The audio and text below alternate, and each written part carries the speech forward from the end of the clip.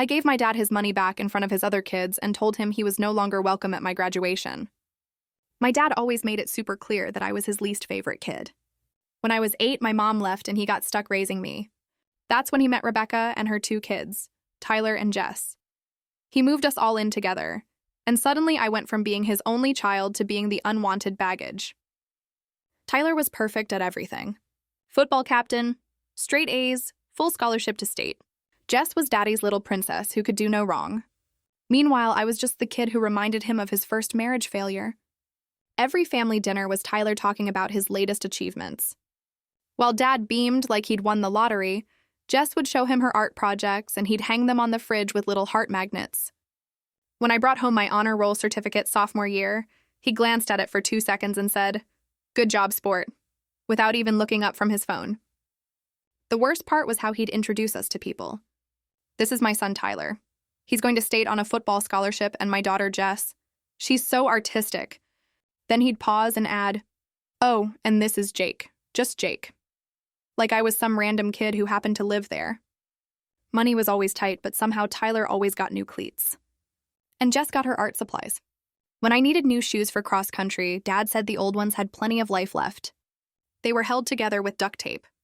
Rebecca tried to stick up for me sometimes, but Dad would just say I needed to learn the value of hard work. Senior year came and I was actually doing pretty well. I'd gotten into 3 colleges and even landed a small academic scholarship. I was excited to tell him, thinking maybe this would be the thing that made him proud. I found him in the garage working on Tyler's car and told him about the acceptance letters. He nodded and said, "That's nice, buddy," then asked if I could hand him a wrench. That night at dinner, Tyler announced he'd been named team captain for State's freshman squad. Dad literally stood up and clapped. He pulled out his wallet and handed Tyler $200 for celebration dinner with his girlfriend. I looked at Jess and she rolled her eyes. Even she thought it was too much. The breaking point came 3 weeks before graduation. I needed money for my cap and gown rental, plus the senior trip deposit. It was $85 total. I'd been working part-time at the grocery store, but every penny went toward college stuff. I asked Dad if he could help, and he sighed like I'd asked him to donate a kidney. He reached for his wallet super slowly, like it physically hurt him. Then he pulled out a 20 and said, "This is all I can spare right now. $20 for graduation." The same guy who just threw $200 at Tyler for getting a position he probably wouldn't even keep. I took the 20 and said thanks, but inside I was done. Completely done. I picked up extra shifts at work, sold some of my stuff online, and scraped together the money myself. Every time I had to choose between eating lunch and saving for graduation expenses, I remembered that $20 bill. Graduation day came, and Dad, Rebecca, Tyler, and Jess all showed up. They sat in the middle section while I was backstage getting ready. During the ceremony, I kept looking out at the crowd and seeing all these families cheering and crying for their kids. When they called my name, I heard Rebecca and Jess clapping, but Dad was just sitting there checking his phone. After the ceremony, we all met up in the parking lot. Dad came over and said, "Congratulations, kiddo," then tried to give me this awkward side hug. That's when I reached into my pocket and pulled out a $20 bill, the exact same one he'd given me. I'd kept it this whole time. I held it out to him and said, "Here's your 20 back, Dad. I don't need it anymore." He looked confused and asked what I meant. So I explained how I'd paid for everything myself. The cap and gown, the senior trip, even the graduation announcements that I never sent him because I figured he wouldn't care enough to keep them. Tyler and Jess were standing right there watching this whole thing go down. Rebecca looked mortified. Dad tried to say he'd helped me plenty over the years, but I cut him off. I told him the only thing he'd helped me with was learning that I couldn't count on him for anything important. Then I looked at Tyler and Jess and said, "You guys are lucky you got the dad I always wanted. Maybe he'll actually show up when it matters for you." I turned back to Dad and said, "You're not welcome at my college graduation in 4 years. Don't bother pretending you care then either." I walked away and got in my car. That moment in the parking lot felt like years of bottled up hurt finally spilling out. And it was the first time I didn't swallow it just to keep the peace. My hands were shaking when I handed him that 20, but my voice stayed steady. I think that's what caught him off guard. Not anger, not tears, just calm finality. He stood there speechless, his hand frozen halfway between reaching for the bill and dropping it. For once, the man who always had something sarcastic to say couldn't find a single word. Rebecca tried to step in, her voice soft. "Jake, maybe now's not the time." But I cut her a look that made her stop. Because it was the time. It had been the time for years, but I'd always been too scared, too desperate for scraps of approval. Not anymore. Tyler was staring at the ground, shifting from foot to foot like he wanted to disappear. Jess, though, she was crying. Not sobbing, just quiet tears slipping down her cheeks. She'd seen it all too, even if she'd had a better seat at the family table. Maybe she realized in that moment just how lopsided it had all been. Dad finally spoke, his voice low and defensive. "You're overreacting, Jake. You think being a parent is easy?" I did what I could. I laughed, not cruelly, just tiredly. "You did what you wanted to. There's a difference."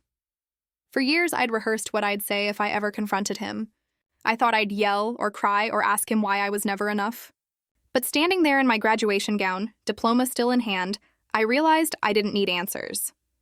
I didn't need anything from him. I'd already proved to myself that I could make it without him. He tried to change the subject, muttering something about taking me out to dinner, but I shook my head. "You can take Tyler and Jess," I said, sliding the $20 into his hand. "I've got my own plans." Then I turned and walked away before he could say anything else. I didn't even look back when I heard Rebecca call my name. I got into my beat-up car, the one I'd saved for and maintained myself, and just sat there for a minute, gripping the steering wheel and breathing hard. The lump in my throat finally broke, but it wasn't sadness. It was relief. That night, while everyone else was at some fancy dinner celebrating Tyler's latest football win, I went out with a few friends from school. We hit a small diner that stayed open late, the kind with greasy fries and plastic booths. I laughed until my stomach hurt, and for the first time in my life, I didn't feel like the forgotten kid in the corner. A few days later, I got a message from Jess. She said, "I'm sorry for how Dad treated you. You didn't deserve that." It was short, but it meant more to me than anything he'd ever said. I didn't respond right away. I didn't know how, but eventually I just wrote back, "Thanks. Take care of yourself." That summer, I moved into the dorms early for a scholarship orientation program. It was weird at first, having no one from home help me move my stuff in. But when I looked around at the campus, the new faces, the clean start, I realized I was finally free. No more waiting for a father who never showed up. No more trying to earn love that was never offered. I framed my diploma and hung it above my desk, not because it was a reminder of the ceremony, but because it was proof. Proof that I'd made it despite him. That $20 bill? I didn't give it back after all. I taped it behind the frame, hidden where only I'd know it was there. A silent reminder that I built myself from scraps, and that sometimes the best kind of graduation isn't from school, but from the people who taught you how not to love. Story. When my stepchildren told me to know my place in the house I paid for, I finally did. I walked out and took every dollar, bill payment, and ounce of support with me. This story unpacks the moment everything changed and the brutal lesson they never saw coming.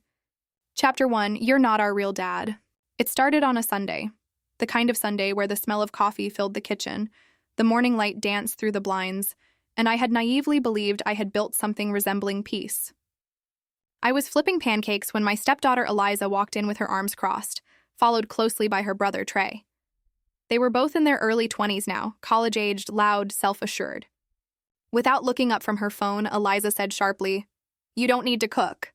We'll order breakfast. Mom doesn't even like your dry pancakes." Trey snickered. I paused. "I've made these pancakes for years. Your mom always eats them." She rolled her eyes.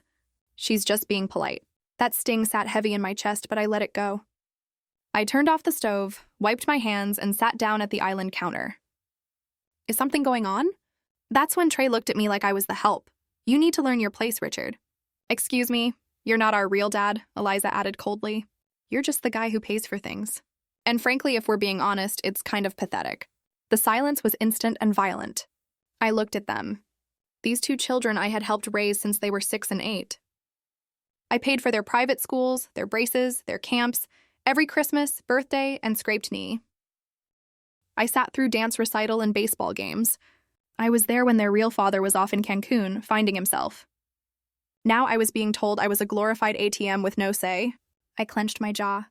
"Is this how you both really feel?" Trey shrugged. It's nothing personal. It's just Mom says you overstep. We thought we'd remind you that this isn't really your family. You married into it. Eliza nodded. And you should be grateful we even let you stay here. It's Mom's house. I blinked. Mom's house. Interesting. The mortgage was in my name. So were the property taxes. So was the deed. And that's when something inside me quietly shifted. Not anger, not sadness, something colder. I stood up calmly, removed my apron, and placed it on the counter. You're right, I said quietly. It's time I knew my place. Then I walked out the front door. No yelling, no drama, just silence. They had no idea the hurricane that was about to hit. Chapter 2. The house remembers who pays the bills. By the time I drove away from the house, the weight in my chest had hardened into a kind of icy clarity. I wasn't going to argue. I wasn't going to beg for respect. I was going to remove every ounce of convenience they'd ever taken for granted. First step, the house. That same afternoon, I sat in my lawyer's office. You're the sole owner, Richard, he confirmed, flipping through the documents. The house was purchased before your marriage. It's in your name, mortgage and all. No prenup, but under state law, it's separate property. Good, I replied. Then I'd like to evict the occupants, he raised an eyebrow. Your stepchildren and my wife, I said flatly. Effective immediately. Within 48 hours, a notice to vacate was pinned to the front door. I'd made sure to have the locks changed while they were all out shopping with my credit card temporarily still active to fund their final meal on my dime. I also left a note on the door. Since I no longer belong in the house, I've taken your advice. Best of luck finding a new place. Rent's due next week. Second step, cutting the pipeline. Back home in my temporary apartment, I opened my laptop and logged into every shared financial portal we had. Cut off all joint credit cards. Disabled online access to my accounts. Notified the utilities company to disconnect services tied to their names. Terminated the Netflix, Spotify, and every other subscription they'd enjoyed. Within an hour, I had taken myself out of every payment, transfer, and responsibility. Eliza's private college tuition paused. Trey's auto insurance kenneled. The family phone plan split. They'd now pay their own lines. The first call, it came from my wife. I let it go to voicemail. Richard, what the hell is going on? There's a notice on the door. You didn't even talk to me before doing all this. Then Eliza, you're seriously evicting your own family. You're such a loser. And Trey, I hope you're happy. You'll regret this when we sue your ass. Funny how fast not our real dad turned into our only hope. The coldest cut. I had one last thing to do. Send a package to their new hotel, courtesy of their aunt. Inside, copies of the property deed, screenshots of every payment I'd ever made for them, totaling over $620,000, and a letter that simply read, since you've made it clear I was never truly part of your family, consider this the final severance. No place, no money, no strings, Richard. As I sat on my new balcony sipping coffee with the morning sun on my face, I thought about the pancakes. Turns out I didn't overcook them. I just served them to the wrong people. Chapter 3. The World Without Me. It didn't take long for the fallout to begin. Once the eviction was official and the money tap fully closed, the people who once looked down on me were suddenly forced to look around and realize how little they actually had without me. From luxury to Motel 8, Eliza posted a soba story on Instagram. So unfair. Kicked out of our own home by someone who never treated us like family. Anyone know of a couch we can crash on? But sympathy was in short supply. Most people saw through her influencer-worthy captions and replied with things like, "Didn't you call him a placeholder, Dad? So now you want his help again?" They spent the next few nights bouncing between friends and cheap hotels. I knew because Trey accidentally used my Amazon Prime account to order deodorant. He forgot I still had admin access. I canceled the order. The legal threat. My wife Lisa finally went from furious to desperate. She filed a petition trying to claim marital contribution to the home and finances. But she'd forgotten one thing. I had kept receipts for everything. Every loan to her kids, every payment she said she'd pay me back for. Every credit card charge under her name paid from my account. My lawyer compiled it into a neat 42-page rebuttal and submitted it to the court with one sentence. The plaintiff referred to the defendant as having no place in her family. He has now respectfully fulfilled that request. The knock on my door. 3 weeks after I walked out, I heard a knock at my new place. I wasn't expecting anyone. When I opened the door, I was stunned. Trey stood there, sweaty, tired, and holding a plastic bag with a half-eaten sandwich. "Hey," he said, avoiding eye contact. I got kicked out of the last place I was crashing." Can I stay a few nights? I said nothing. He looked up and added, Look, I know I said some things, but I didn't mean it. You were the only one who really looked out for us. I waited a moment, then I said calmly, I'm not the only one who heard what you said, Trey. The house did, and it responded. Then I closed the door. Cold, not cruel. Some might say I was being harsh. But here's the truth. I gave everything, my money, my time, my love to a family that never saw me as more than a wallet with legs. And the day they told me to know my place, I did exactly that. I stepped away so they could finally see the real cost of replacing gratitude with entitlement. Chapter 4, The Echo of Emptiness. After Trey left my doorstep empty-handed, the silence that followed was louder than any shouting match we ever had. I didn't feel joy, not even triumph, just clarity. They wanted a world where I wasn't part of the picture. Now they had it. Cutting off the lifelines, Lisa tried to rebuild. She messaged me constantly. We need to talk. Can you just explain why you're being so cold? They're your stepkids. You raised them. Don't do this to them. But every message arrived after she tried one last move. She attempted to access the emergency savings account I'd set up in her name. It had once held $85,000. Too bad she didn't know I'd already emptied it the night I walked out. The same night, I had closed every joint credit card, removed her name from anything linked to my accounts, and locked the new luxury car she drove daily using the app tied to my name. It beeped once, twice, and refused to start the next morning. A harsh graduation Eliza, the influencer stepdaughter, was supposed to graduate from college that semester. I had already paid tuition up until they called me a temporary place filler. So I called the university, pulled the funding for her final term, and submitted a notarized letter explaining the change of sponsor status. Her account immediately became overdue. She posted a crying selfie. Can't believe this is happening. My future was stolen. No, Eliza, it wasn't stolen. You gave it away when you told me to know my place. Karma collects the tab. Trey was soon spotted working at a fast food joint downtown. He wore a greasy cap, muttering to himself as he took orders. From luxury streetwear to minimum wage in weeks. He hadn't just lost comfort, he lost dignity. The one thing I tried hardest to teach him, Lisa. She moved into her sister's basement with the kids. Her once proud social media pages were now full of recycled quotes about gratitude and starting over. She'd become a cautionary tale in our circle. The woman who burned her own house down with entitlement. Reflection, not revenge. People asked me if it felt good, if seeing them fall gave me satisfaction. Here's the truth. It wasn't revenge. It was accountability. They got the life they asked for. A life without me.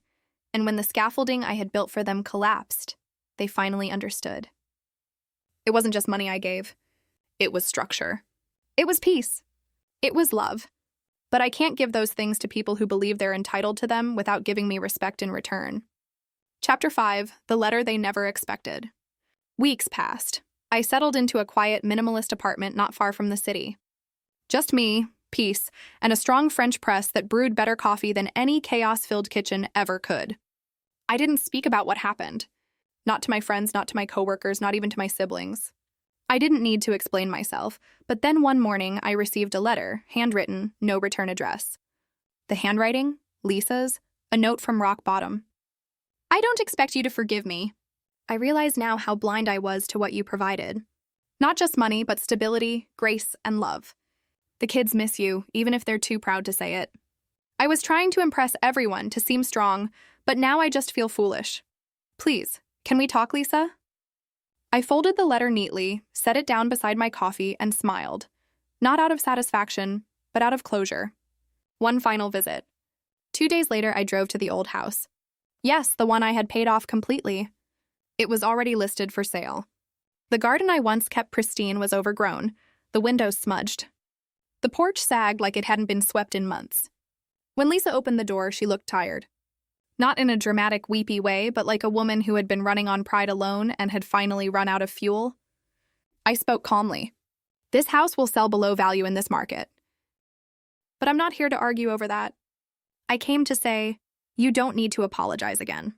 Just remember you had everything and you traded it for control. Her lip trembled, but I didn't stay for tears. A different kind of family. Before I left, I made one stop to visit the only stepchild who'd never joined in the mockery. Ava, the youngest. She was 15, bookish, quiet. She used to help me in the garage or sit beside me at dinner even when the others rolled their eyes. When I showed up at her school library, her face lit up. We didn't talk about the others. We didn't need to. I handed her a prepaid college fund card, something only she could access. Then I said, "You were never ungrateful. That's why I'll never abandon you." Legacy over loyalty. In the end, I didn't want revenge. What I wanted was to teach a lesson that love without respect is exploitation. That sacrifice is not a right. It's a gift. And when you abuse those who build your world, they can just as easily walk away and let it crumble. Chapter 6, The Last Word. It had been a full year. 12 months since I walked out of the house I paid for. 12 months since I stopped paying for their every whim, every luxury, every entitlement, and 12 months since, I took back my self-respect, along with every last dollar I had foolishly, poured into a family that once told me to know my place. Aftermath and reality, I heard from mutual friends and neighborhood whispers that Lisa had to take a job again. Her comfortable homemaker role wasn't sustainable. The stepkids, Mason dropped out of college after his funding dried up. Claire had to move in with her biological father after months of unpaid rent. The house they mocked me in sold at a loss. Lisa moved into a 2-bedroom apartment. The reality of my absence wasn't just emotional. It was economic, structural, and brutal. They didn't just lose me. They lost the very foundation they were standing on. The invitation. Then one day a letter came in the mail. No guilt, no begging, just this. We're hosting a family dinner. Ava insisted we invite you. We'd like to reconnect if you're willing. It wasn't signed by Lisa. It was signed by Ava. A dinner with a twist. I showed up. Not for Lisa, not for the others, but for Ava. The dinner table was awkward, tense, like sitting with actors unsure of their lines. Lisa tried small talk. Mason barely made eye contact. Claire looked like she wanted to be anywhere else. But Ava, she served the food, sat beside me, and midway through the meal, she raised her glass and said, "To the only man at this table who never gave up on any of us, even when we didn't deserve him silence." Lisa tried to smile, but the weight of that truth was crushing. Closure, not reconciliation. I didn't move back in.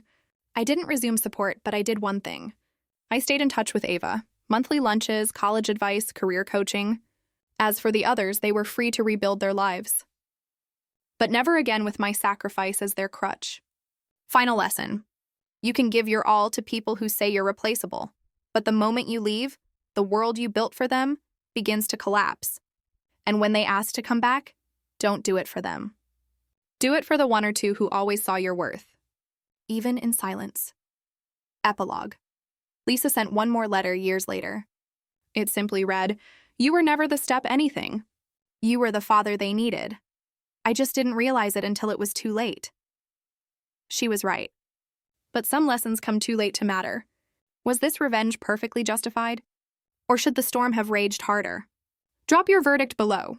I read every single one. Hit like if you crave justice and share this story with someone who needs its fire. Subscribe to Revenge Exposed because here betrayals don't sleep. They hunt their owners. Every shadow hides a reckoning. Every mask breaks and every betrayal is answered. Stay sharp. Stay unbroken. Stay tuned.